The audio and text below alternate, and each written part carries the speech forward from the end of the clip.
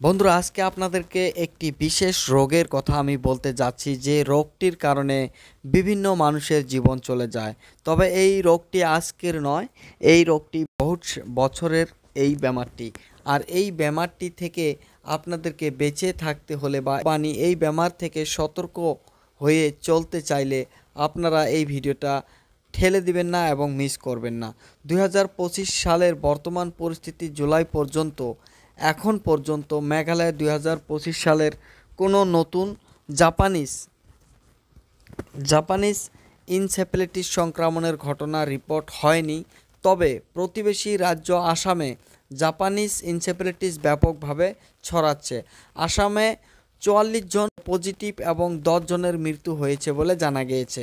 Guwahati medical কলেজে জিএমসিতে ভর্তি হওয়া রোগীদের মধ্যে মেঘালয় থেকেও একজন রোগী এই ব্যামারে আক্রান্ত হয়েছে বলে জানা গিয়েছে। তো আসুন আজকে আমরা এই জাপানিজ এনসেফ্যালাইটিস কাকে বলে, সেই জাপানিজ এনসেফ্যালাইটিস থেকে আমরা কিভাবে রক্ষা পাবো সেগুলো নিয়ে আমরা জানার জন্য চেষ্টা করব। প্রথমে আমরা জানব জাপানিজ এনসেফ্যালাইটিস কাকে বলে। জাপানিজ এনসেফ্যালাইটিস হলো একটি ভাইরাস জনিত মস্তিষ্কের সংক্রমণ যা কুলুক্স প্রজাতির মশার কামড়ে ছড়ায়। এই ভাইরাসটি ফ্লাভি ভাইরাস পরিবারের অন্তর্গত। এই ভাইরাসটি কোথায় কোথায় বিস্তার লাভ করে আসুন আমরা জানি।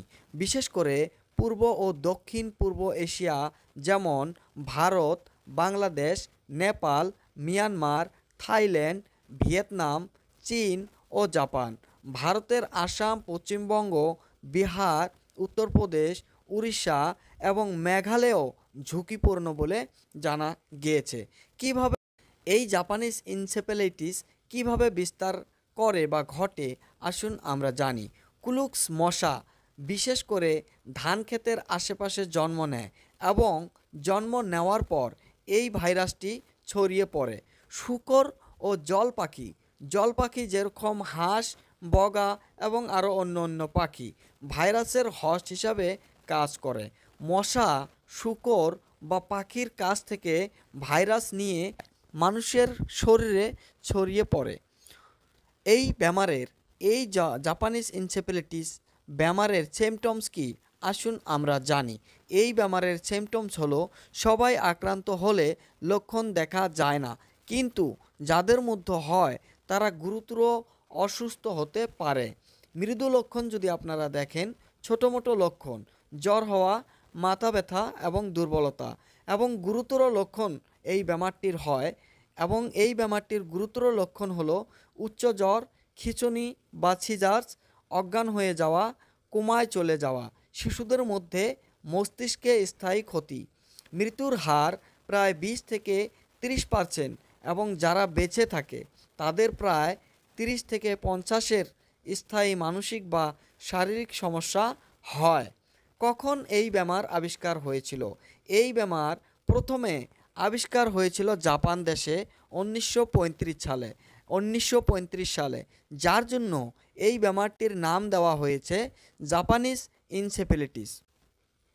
কোন বয়সের মানুষের বেশি হয় এই ব্যামারটি? 1 থেকে 15 বছর বয়সী শিশুদের মধ্যে বেশি দেখা যায় এই ব্যামারটি। তবে যাদের আগে ভাইরাস হয়নি তাদের মধ্যে যে কোনো বয়সের মানুষ আক্রান্ত হতে পারে। এই ভাইরাস কোথায় থেকে উৎপত্তি হয়? ভাইরাসটি মূলত জাপান, চীন ও পূর্ব এশিয়ার গ্রামীণ অঞ্চল থেকে উৎপত্তি হয় বলে জানা গিয়েছে। পরে এটি দক্ষিণ এশিয়ার অনেক দেশে ছড়িয়ে পড়ে। চিকিৎসা করা কিভাবে আমরা জানব যে এই ব্যামারটার চিকিৎসা করা যায়?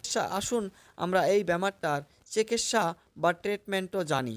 এই রোগের সরাসরি কোনো ওষুধেই নেই, শুধুমাত্র লক্ষণভিত্তিক চিকিৎসা বা সাপোর্টিভ ট্রিটমেন্ট দেওয়া হয়, যেরকম জ্বর নিয়ন্ত্রণ করা, খিঁচুনি নিয়ন্ত্রণ করা, অক্সিজেন ও স্যালাইন দেওয়া এবং আইসিইউতে ভর্তি করা।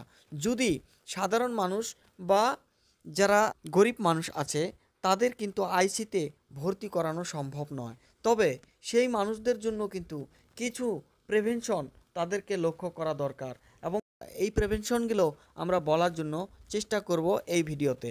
মেঘালয়তে কি জাপানিজ এনসেফ্যালাইটিস হওয়ার সম্ভাবনা আছে? হ্যাঁ, নিশ্চয় মেঘালয়তেও এই বেমারটি হওয়ার সম্ভাবনা আছে, কারণ এর আগেও এই বেমারটি হয়েছে। মেঘালয় বিশেষত বর্ষাকালে বা ধান খেতে শূকর পালনের এলাকায় জাপানিজ এনসেফ্যালাইটিস হওয়ার উচ্চ সম্ভাবনা আছে বা থাকে। কিছু বছরে রাজ্য এই রোগের আউটব্রেক রিপোর্ট করা হয়েছিল। এই বেমারটির প্রিভেনশন হলো, জাপানিজ টিকা হলো প্রতিরোধের সবচেয়ে কার্যকর পদ্ধতি। সাধারণত 2টি ডোজ দেওয়া হয় শিশুদের, যেরকম প্রথম ডোজ 9 মাসে দেওয়া হয় এবং দ্বিতীয় ডোজ 16 থেকে 24 মাসের মধ্যে দেওয়া হয়। তাই আপনাদেরকে সবাইকে বলা হচ্ছে, যাদের শিশু আছে তারা এই ভুলটি করবেন না, এই ভ্যাকসিনগুলো না দিয়ে। সবাই এই ভ্যাকসিনগুলো দেওয়ার জন্য ফুল চেষ্টায় থাকবেন এবং কেয়ারফুল থাকবেন। অন্যান্য প্রতিরোধমূলক ব্যবস্থা যেরকম মশারি ব্যবহার করা, শরীর ঢেকে রাখা জামা দিয়ে এবং মশা নিধনের স্প্রে করা, যেরকম আগে স্প্রে করা হয়েছিল, এখন কিন্তু কোনো ধরনের স্প্রে করা হচ্ছে না। তাই এই স্প্রেগুলোও আপনারা করার চেষ্টা করবেন এবং শূকর বা হাঁসের খামারের কাছাকাছি না থাকারও চেষ্টা করবেন এবং এমন জায়গা, যে জায়গাগুলোতে যাতে পানি জমা হয়ে না থাকে সেগুলো আপনারা ভালো করে দেখার চেষ্টা করবেন এবং কেয়ারফুলি থাকবেন। এখন তো ন্যাশনাল হাইওয়েতেই রাস্তাতে পানি বন্ধ থাকে, আরও আপনাদের বাড়ির আশেপাশে কি পানি বন্ধ থাকবে না? তাই যদিও থাকে, এই পানি যাতে আপনাদের আশেপাশে, বাড়ির আশেপাশে কোনো পানি ছোটোখাটো জমা হয়ে না থাকে সেগুলো আপনারা ব্যবস্থা হাতে নেবেন, যাতে এই বেমার আপনাদেরকে আক্রান্ত করতে না পারে এবং আপনাদেরকে আইসিইউতে থাকতে না হয়। মেঘালয়ে 2024 সালে কোথায় কোথায় হয়েছিল? 2024 সালের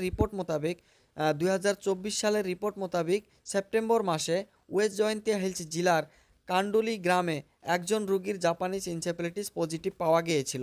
সেই গ্রামে মশার প্রাদুর্ভাবও বেশি দেখা গিয়েছিল, তাই স্বাস্থ্য ও দপ্তর সেখানে জরুরি স্প্রে ও মশা নিধন অভিযান চালানো হয়েছিল।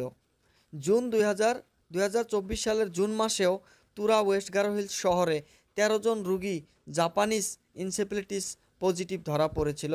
এতে করে শহরে আতঙ্ক ছড়িয়ে পড়েছিল এবং প্রশাসন ফগিং ও প্রচার শুরু করেছিল। সূত্র মোতাবেক জানা গিয়েছিল 2025 সালের বর্তমান পরিস্থিতি জুলাই পর্যন্ত, এখন পর্যন্ত মেঘালয় 2025 সালের কোনো নতুন জাপানিজ এনসেফ্যালাইটিস সংক্রমণের ঘটনার রিপোর্ট পুরোপুরি পাওয়া যায়নি। তবে প্রতিবেশী রাজ্য আসাম জাপানিজ ব্যাপকভাবে ছড়াচ্ছে বলে জানা গিয়েছে।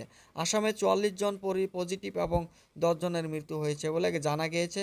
গুয়াহাটি মেডিকেল কলেজে জিএমসিতে ভর্তি হওয়া রোগীদের মধ্যে মেঘালয় থেকেও একজন রোগী ছিল বলে জানা গিয়েছে। এই বেমার থেকে বাঁচতে গেলে আপনাদেরকে কিছু সতর্কতা ও পরামর্শ মেনে চলতে হবে।